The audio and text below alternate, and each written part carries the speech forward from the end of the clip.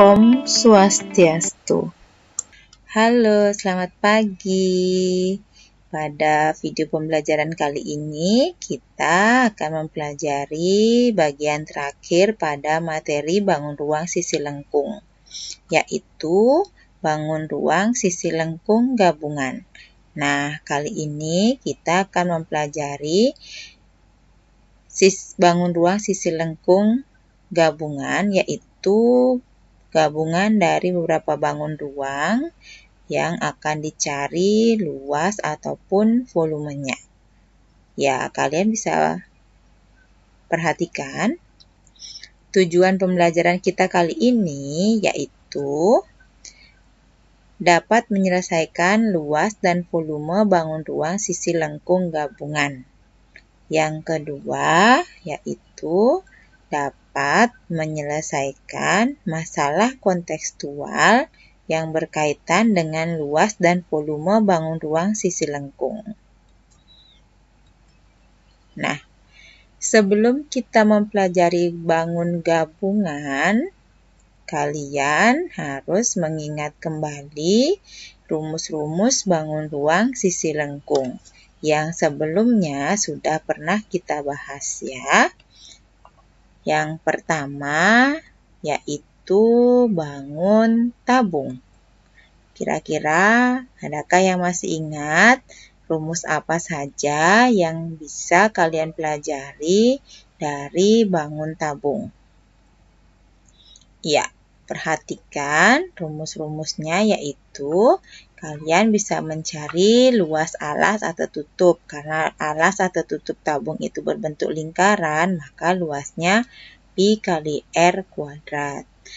Bagaimana dengan luas selimut? Luas selimut tabung berbentuk persegi panjang, sehingga diperoleh luas selimut tabung 2 kali Pi kali R kali T. Kemudian bagaimana menghitung luas permukaan dengan tutup atau luas permukaan seluruh tabung? Bisa dihitung dengan cara 2 kali Pi kali R dikali R ditambah T. Nah, apabila sebuah tabung itu tanpa tutup, berarti bisa dicari dengan Pi kali R dikali R ditambah 2T. Yang terakhir yaitu volume tabung. Rumus untuk mencari volume tabung yaitu Pi kali R kuadrat dikali T. Luas alas dikali tinggi. Kemudian untuk yang kedua yaitu bangun kerucut. Nah, dalam kerucut, rumus yang kalian perlu ingat yaitu rumus luas alas kerucut. Karena alas kerucut berbentuk lingkaran, maka luas alasnya sama dengan Pi kali R kuadrat. Kemudian luas selimut kerucut sama dengan Pi kali R kali S. Ingat, S itu adalah garis pelukis. Nah, dari mana diperoleh garis pelukis? Garis pelukis diperoleh dari jumlah kuadrat dari jari-jari dikuadratkan ditambah tinggi dikuadratkan diakarkan. Ya.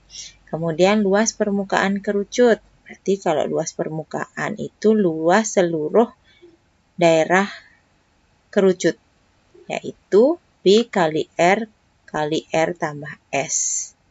Kemudian volume kerucut itu sama dengan 1/3 dikali luas alas dikali tinggi. Jadi diperoleh 1/3 dikali Pi dikali R kuadrat dikali T. Kemudian yang terakhir yaitu bangun bola. Yang perlu kalian ingat dalam bangun bola, untuk mencari luas permukaan bola itu sama dengan 4 Pi R kuadrat. Sedangkan apabila kalian diminta menghitung luas setengah bola yang berongga, artinya bola itu tidak ada isinya, dia berongga. Kalian bisa cari dengan 2 kali Pi kali R kuadrat. Sedangkan apabila bola itu berupa bola pejal, berarti bola ini merupakan bola padatan, contohnya seperti semangka, berarti untuk luas setengah bola pejal kita bisa cari dengan 3 pi R kuadrat. Dan yang terakhir yaitu volume dari bola kita bisa cari dengan 4/3 pi R pangkat 3. Masih ingat ya? Nah, jika kalian sudah ingat kembali, sekarang perhatikan hal-hal yang perlu kalian perhatikan dalam mengerjakan bangun ruang gabungan. Yang pertama yaitu harus mengingat rumus masing-masing bangun. Jadi jika ada bangun gabungan yang terdiri dari kerucut dan tabung misalnya, kalian harus mengingat apa rumus-rumus pada kerucut, apa rumus-rumus pada tabung. Selanjutnya yang kedua yaitu apabila kalian diminta menghitung volume bangun gabungan, nah untuk menghitung volume, hitung masing-masing bagian terlebih dahulu, kemudian jumlahkan. Dengan begitu kalian bisa memperoleh volume bangun ruang gabungan. Cari atau hitung masing-masing bagian. Bangun ruang yang pertama hitung volumenya, bangun ruang yang kedua hitung volumenya, kemudian volume bangun gabungan tinggal dijumlahkan. Berbeda halnya dengan luas. Nah, bagaimana jika yang diminta adalah menghitung luas? Nah, untuk menghitung luas permukaan, hitunglah luas permukaan yang terlihat saja. Jika ada sisi yang berhimpit atau menempel, itu tidak perlu kalian hitung luasnya. Ya, untuk menghitung luas permukaan bangun gabungan, kalian harus lebih teliti karena kalian hanya menghitung bagian yang terlihat saja. Bisa dipahami ya? Nah, untuk menambah pemahaman kalian, sekarang perhatikan contoh berikut. Nah, di sini disajikan bangun ruang sisi lengkung gabungan yang terdiri dari bangun tabung dan bangun kerucut. Nah, sekarang perhatikan. Hitunglah volume bangun gabungan di samping. Karena yang diminta hanya volume, berarti kalian harus mencari dulu volume dari tabung, kemudian volume dari kerucut, baru dijumlahkan. Ya. Nah, untuk menjawab pertanyaan seperti ini, yang diketahui yaitu diameter dari tabung. Itu sama dengan 14 cm. Jika diameternya 14 cm, maka jari-jarinya 7 cm. Kemudian tinggi tabung 12 cm dan tinggi kerucut 6 cm. Dari mana kita peroleh 6 cm? Tinggi total 18 cm dikurangi tinggi tabung 12 cm sehingga tinggi kerucut 6 cm. Nah, bagaimana mencari volume? Volume bangun gabungan diperoleh dari volume kerucut ditambah volume dari tabung. Kalian bisa cari. Ya, kita ganti dengan volume kerucut 1/3 pi R kuadrat dikali T. Ini untuk tinggi kerucut. Sedangkan volume tabung pi R kuadrat kali T. Tingginya tabung. Sekarang kita ganti dengan angka. 1/3, pi-nya kita gunakan 22/7 karena R-nya kelipatan 7. R pangkat 2 berarti 7/2 ditambah dikalikan 6 tinggi dari kerucut. Kemudian ditambah pi-nya 22/7 dikali 7 kuadrat karena jari-jarinya 7. dikali 12 tinggi tabung. Sehingga dari sini kita peroleh perhitungan volume kerucut diperoleh hasil 308 cm3, sedangkan volume tabung 1848 cm3. Sehingga kita peroleh volume bangun ruang gabungan ini sama dengan 2156 cm3. Bisa dipahami ya? Selanjutnya, untuk contoh yang kedua, ya, perhatikan bangun ruang sisi lengkung gabungan. Di sini terdapat bangun gabungan antara kerucut dan tabung dengan ukuran sudah disajikan pada gambar. Yang ditanyakan adalah hitunglah luas permukaan bangun di samping. Nah, apa bedanya saat kalian menghitung volume dan menghitung luas? Nah, sekarang perhatikan. Untuk menghitung luas, kalian hanya cukup menghitung bagian yang terlihat saja. Berarti di sini bagian terlihat yaitu selimut kerucut. Alas kerucut berhimpit atau menempel dengan alas tabung, jadi tidak usah kita hitung. Yang kalian hitung yaitu luas dari kerucut, selimut kerucut, ditambah luas selimut tabung, ditambah luas alas tabung, ya. Diketahui terlebih dahulu diameter alas 12 cm, berarti jari-jarinya 6. Tinggi tabung 10 cm dan tinggi kerucut 8 cm. Nah, untuk mencari luas permukaan kerucut atau luas selimut kerucut di sini, kalian perlu nilai dari S atau garis pelukisnya. Nah, untuk mencari garis pelukis, Ibu ilustrasikan seperti gambar di bawah. Tingginya tadi 8 cm, jari-jarinya 6 cm.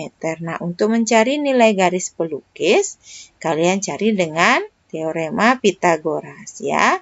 Garis pelukis sama dengan akar dari 6 kuadrat ditambah 8 kuadrat. Jadi, panjang garis pelukis itu sama dengan 10 cm. Nah, untuk mencari luas permukaan bangun gabungan tersebut, kalian bisa hitung dengan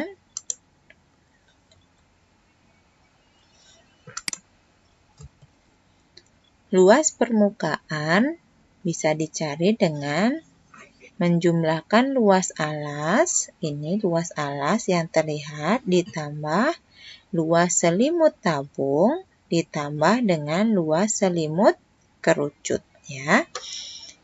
Nah, selanjutnya kita ganti luas alas karena berbentuk lingkaran pi_r kuadrat ditambah luas selimut tabung 2 kali pi dikali r dikali t ditambah luas selimut kerucut pi kali r dikali s. Jadi, untuk memudahkan kalian menghitung, kalian bisa distributifkan nilai yang sama. Di sini nilai yang sama yaitu nilai pi dan nilai r.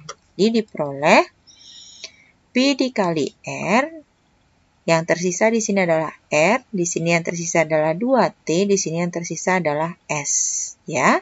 Jadi diperoleh pi dikali r ditambah 2t ditambah s. Kita ganti dengan nilai-nilai yang diketahui. Pi di sini kita gunakan 3,14 karena nilai jari-jarinya tidak kelipatan 7. Jadi kita ganti R-nya dikali 6 dikali 6 ditambah 2T. 2 dikali 10 ditambah S-nya tadi kita peroleh 10. Sehingga diperoleh 3,14 dikali 6 dikali 36. Hasil dari ini 36. Sehingga luas permukaan bangun gabungan di samping yaitu 678,24 cm persegi. Ya, bisa dipahami ya perbedaan mencari luas gabungan dan volume.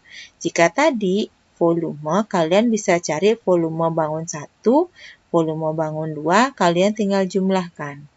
Nah, jika dalam menghitung luas, hitunglah bagian-bagian atau permukaan yang terlihat saja. Di sini yang terlihat adalah bangun selimut kerucut, selimut tabung, dan alas tabung. Bagian alas kerucut dan atap tabung itu berhimpit, jadi tidak perlu kita hitung. Bisa dipahami ya? Nah, selanjutnya untuk contoh yang ketiga, perhatikan. Di sini ada bangun gabungan yang terdiri dari 2 buah tabung. Ya, 2 buah tabung. Yang pertama tabung besar dengan diameter 28 cm dan tinggi 20. Yang kedua, tabung kecil dengan diameter 14 cm dan tinggi 10 ya. 30 dikurangi 20 jadi tingginya 10. Yang ditanyakan adalah hitunglah luas permukaan bangun gabungan di samping. Nah, seperti tadi yang diketahui ada diameter tabung yang besar 28 cm, jadi jari-jarinya 14 cm. Kemudian diameter dari atap tabung yang kecil itu 14 cm, berarti jari-jarinya 7 cm. Tingginya 20 cm, tinggi yang besar, kemudian tinggi yang kecil 10 cm. Nah, untuk mencari luas permukaan, yang terlihat di sini adalah luas alas tabung, ditambah luas selimut tabung yang besar ini, ditambah luas selimut tabung yang kecil, ditambah luas tutup tabung yang kecil, ditambah ini, lingkaran yang tersisa di atas tabung, ya. Nah, luas alas, luas selimut tabung, kemudian tutup tabung, ya. Ini jika kita satukan luas alas, selimut, kemudian tutup tabung di sini dan ini yang di atas jika kita satukan menjadi luas satu buah tabung. Ya, jadi untuk mempermudah luas satu buah tabung, jadi ini kita turunkan di sini, ini kan berhimpit. Jadi lingkaran yang di atas ya, atau atapnya kita turunkan, berarti ini lengkap. Luas tutup atau atap tabung, luas alas tabung, kemudian luas selimut tabung menjadi satu luas permukaan tabung yang besar. Kemudian ini ditambah luas selimut tabung yang kecil. Bisa dipahami ya. Jadi untuk mencari luas permukaan bangun ini, luas tabung yang besar ditambah luas selimut. Ya, kenapa lingkaran bagian atas tidak kita jumlahkan lagi? Karena kita hitung sudah menutupi bagian yang berhimpit ini. Jadi kita bisa gabungkan sehingga menjadi luas permukaan tabung besar.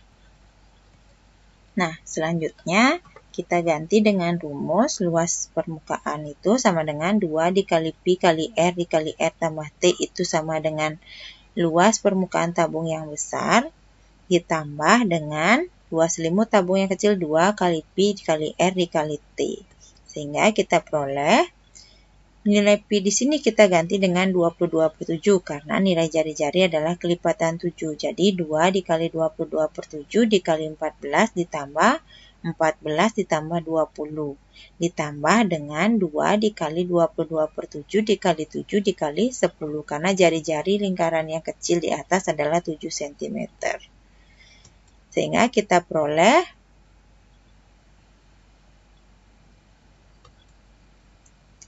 nilai hasil dari ini adalah 2.992 ditambah 440 cm persegi.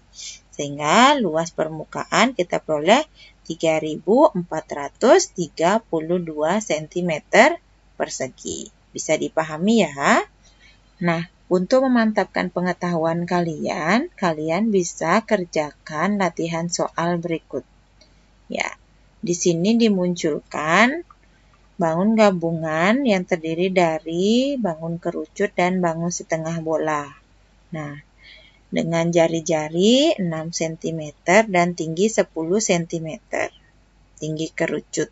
Nah, pertanyaannya tentukan volume bangun gabungan yang ditampilkan di sini. Ya. Kemudian untuk soal latihan yang nomor 2, kalian bisa perhatikan di sini ada bangun gabungan antara tabung dan setengah bola. Dengan diameter tabung 14 cm dan tinggi bangun gabungan ini adalah 12 cm. Ya. Dari sini kalian bisa ketahui jika diameternya 14 cm berarti jari-jarinya 7 cm. Berarti di sini jari-jari bola itu juga sama dengan 7 cm. Berarti tinggi tabung adalah 12 cm dikurangi 7 cm. Ya. Nah, yang ditanyakan di sini adalah tentukanlah luas permukaan dan volume bangun di samping. Ya, silakan berlatih di buku latihan kalian masing-masing. Nah, selanjutnya contoh berikutnya yaitu menyelesaikan masalah kontekstual yang berkaitan dengan bangun ruang sisi lengkung. Sekarang perhatikan contoh soal yang keempat. Sebuah tempat air berbentuk setengah bola yang panjang jari-jarinya 12 cm, penuh berisi air. Seluruh air dalam tempat air tersebut dituang ke dalam wadah berbentuk tabung yang panjang jari-jarinya sama dengan jari-jari bola. Tentukan tinggi air dalam wadah. Nah, di sini diketahui panjang jari-jari bola itu sama dengan panjang jari-jari tabung, yaitu 12 cm. Nah, kita ilustrasikan gambarnya seperti ini. Wadah air yang berbentuk setengah bola penuh berisi air. Dengan jari-jari 12 cm penuh berisi air dan air ini akan dituang dalam sebuah wadah yang berbentuk tabung. Nah, pertanyaannya adalah berapakah tinggi air dalam tabung? Nah, seperti ilustrasi ini kita bisa ketahui bahwa volume setengah bola itu sama dengan volume air yang berada dalam tabung. Jadi, kita bisa buat volume setengah bola sama dengan volume tabung atau volume air yang berada dalam tabung. Nah, kita ganti dengan rumus masing-masing. Volume setengah bola itu setengah dikali 4/3 pi R pangkat 3. Itu sama dengan volume tabung pi kali R kuadrat dikali T. Ini bisa kita sederhanakan 2 dan 4. Ya, bisa kita sederhanakan. Kemudian, karena ruas kiri dan ruas kanan masing-masing memiliki atau mengandung nilai pi, bisa juga kita sederhanakan. Ya. Kemudian, jari-jari karena jari-jarinya sama, kita juga bisa sederhanakan. Jadi, yang tersisa adalah 2/3 dikali R di ruas kanan sama dengan T di ruas kiri. Karena sasaran kita adalah T itu adalah tinggi air dalam tabung, sehingga kita ganti nilai R yang diketahui. 2/3 dikali 12 sama dengan T, sehingga kita peroleh nilai T sama dengan 8 cm. Jadi, tinggi air dalam tabung itu sama dengan 8 cm. Bisa dipahami ya? Selanjutnya, contoh yang kelima yaitu, nah, di sini diperlihatkan gambar sebuah kap lampu. Jadi ini saja ya, Nak, ya. Ini gambar sebuah kap lampu. Ini adalah bantuan yang berbentuk kerucut terpancung. Jadi kerucut terpancung itu adalah kerucut yang dipotong bagian atasnya, ya. Pertanyaannya, hitunglah luas kain yang dibutuhkan untuk membuat kap lampu tersebut. Bisa kalian bayangkan ya, ini bentuk kap lampu. Bentuk kap lampu itu merupakan bentuk dari kerucut terpancung, ya. Nah, apa yang diketahui di sini? Yang diketahui adalah jari-jari yang bagian bawahnya 24 cm, tinggi kap itu 24 cm, dan tinggi bagian kerucut yang hilang itu 8 cm. Ini anggap ilustrasi, ya. Kemudian, Ibu pindahkan. Nah, segitiga ini, perhatikan segitiga ini Ibu pindahkan kemari. Tinggi cup 24 cm, tinggi bagian yang hilang 8 cm, jari-jari bagian alas 24 cm, dan ini yang harus kita cari, yaitu jari-jari bagian atas cup lampu. Nah, jari-jari cup lampu ini bisa kita cari dengan menggunakan konsep kesebangunan, ya. Masih ingatkah kalian konsep kesebangunan? Ya. R per 24, ya, yang kecil per yang besar itu sama dengan yang kecil per yang besar. 8 cm per 8 tambah 24, 32 cm. Dari sini kita bisa sederhanakan. 8 dan 32 diperoleh 1 per 4. Kita kalikan silang. 4 dikali R sama dengan 24 cm. Sehingga kita peroleh nilai R sama dengan 24 dibagi 4. Itu sama dengan 6 cm. Nah, untuk mencari luas, kita perlu nilai S. Kenapa? Karena mencari luas cup itu sama dengan mencari luas selimut kerucut. Jadi, kita cari dulu nilai S. S dari kerucut yang hilang di atas, kemudian S dari bagian cup lampu ini. Ya. Sekarang perhatikan, ini Ibu pindahkan karena nilai R-nya 6, sehingga kalian peroleh nilai S-nya dicari dengan teorema Pitagoras. Kita peroleh S itu sama dengan 6 kuadrat ditambah 8 kuadrat diakarkan, sehingga kita peroleh nilai S sama dengan akar 100, yaitu 10. Berarti S di sini sama dengan 10. Kemudian, untuk yang besar, ya, yang besar, kita bisa ilustrasikan di sini. Tingginya 32, di sini 24, sehingga yang besar dengan menggunakan teorema Pitagoras juga, kita peroleh akar 322 kuadrat ditambah 24 kuadrat diakarkan, sehingga kita peroleh nilai S sama dengan akar dari 1600, atau nilai S itu sama dengan 40. Jadi, dari ujung bawah sampai ujung atas. Dari sini sampai di sini ya. Sedangkan cup lampu itu hanya sampai batas di sini. Ya.